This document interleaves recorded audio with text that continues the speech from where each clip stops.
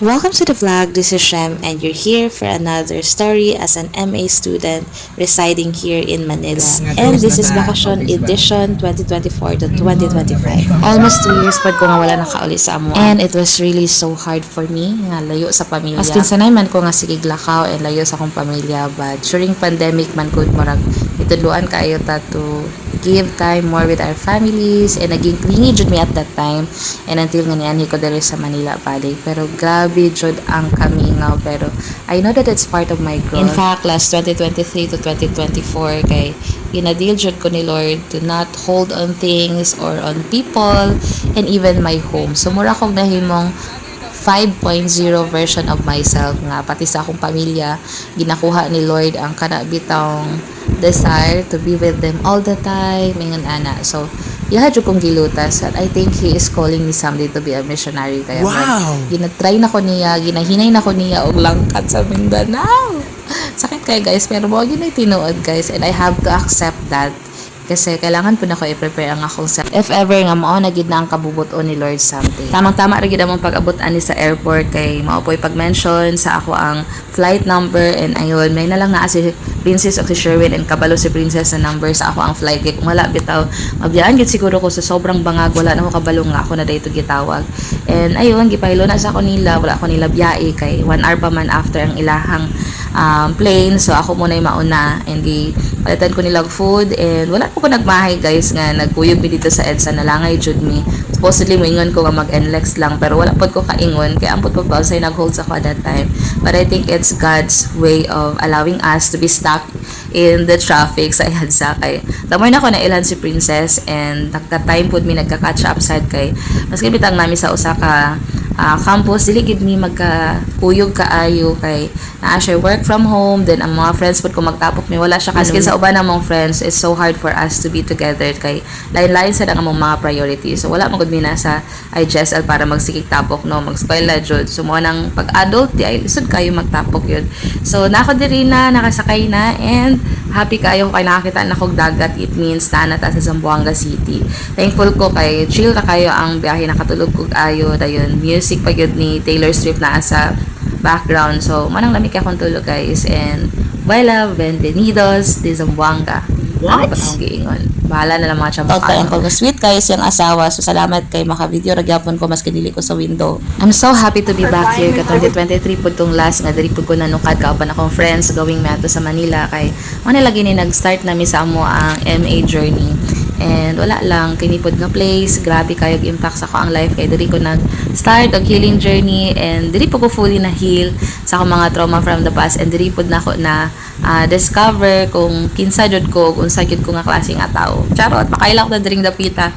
And of course, happy sad ko ani nga time kay naay nagtagad sa ako ana misundo sa ako guys. It's first time nga bag mauli ko sa Manila na abitay kanang magsundo sa ko sa airport, and that's Ate Tef.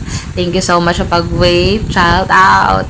Happy kay ko ani guys nga makita lang na ako maskin ang karsada kung asa mi nag-aagi-agi sa una ambot ba mo na kay kalipay ang 30 years old nga princess oy.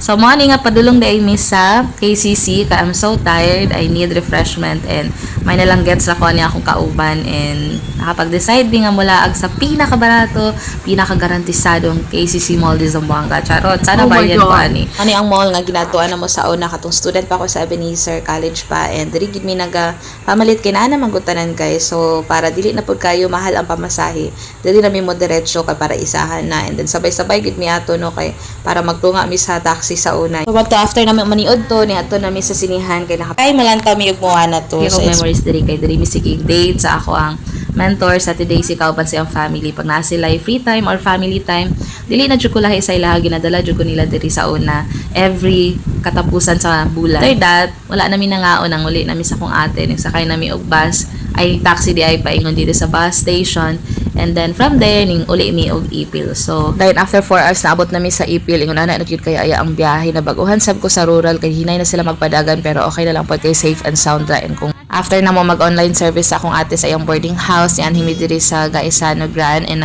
tingala sad ko ba nga nana dai sila ingon ani grabe na gyud ang Animal City pero sana kay Mas City ni kay deserve ra yapon sa Ipil and Of course, akong ate kay teacher man, no, daghan kay siyang matagpuan nga mga students dito sa Kaisano and mahunong pud may kaya pa mangi-entertain. But now, we're going home dito sa Pagadian. So, at padulong na mi ani sa bus terminal. So, akong ate pala diri siya na-assign as teacher sa dating nga Lyceum nga school, nalimot ka bagong name karon and ginanian ginako ni siya kay wala lang mga part na gid sa culture nga magsige na mikita kay maski dili mi igsuon guys, grabe gyud ka. Amazing si Lord nga nag-work sa mong relationship as sisters, not by blood but by heart.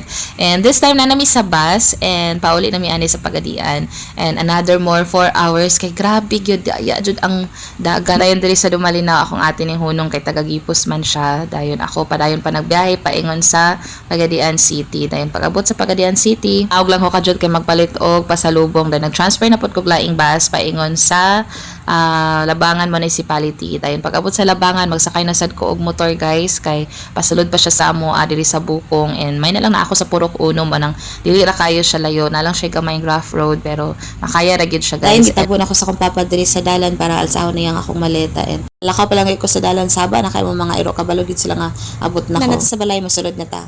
So kaning black nga dog ti Municipal 8 years old na niyang gihatag sa ako agipari home then among chow chow kaning si Yasha ng pinakakamanghuran kaning ikaduha kay kaning gamay nga dog. So ang isa ka dog na mo guys naara sa sunod sa kwarto kay kung pag-awson to siya mangigi magot to siya kung magduol-duol sa mo ang mga ubang iro. Gusto to niya siya ra ang baby. Charot. Gusto kay ka lang ako baby. Yes. And then dito na akong mama din higda-higda and anana. So ko na sa kuan chow chow may lang siya sa sinugdanan pero gi aw-aw na ko niya kay wala na siya kailas ako kay 6 months pa man gud siya pagbiya na ako. So, isa diri sa kwarto si Chambi pinakauna na ko ni nga dog hinatag sa ko ang best friend nga mura siya galambing pero dala pang luod kay pila ko ka tuig ko la ka tara ron tagway oh.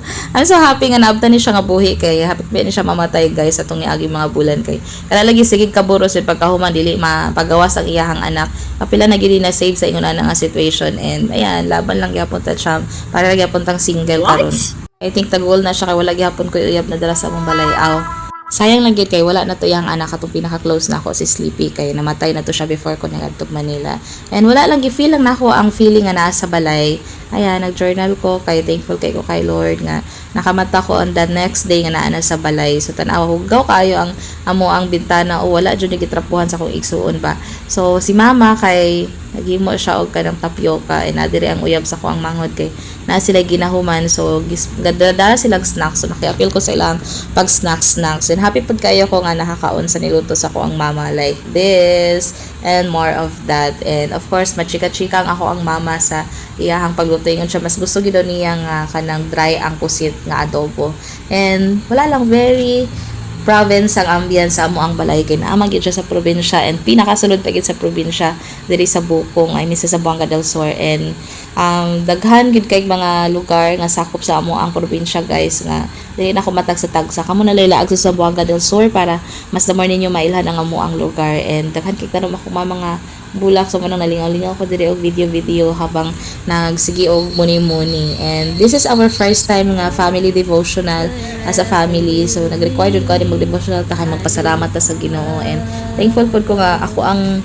ate akong manghod na adinhi disyonaya gid ang wala diri katong ikatulo na mo and of course sa mga iro na gid po na sila din ha magapil-apil and that's how we end our night. Thank you so much for watching. Hope you enjoy it. Sunod na pud ha. Bye.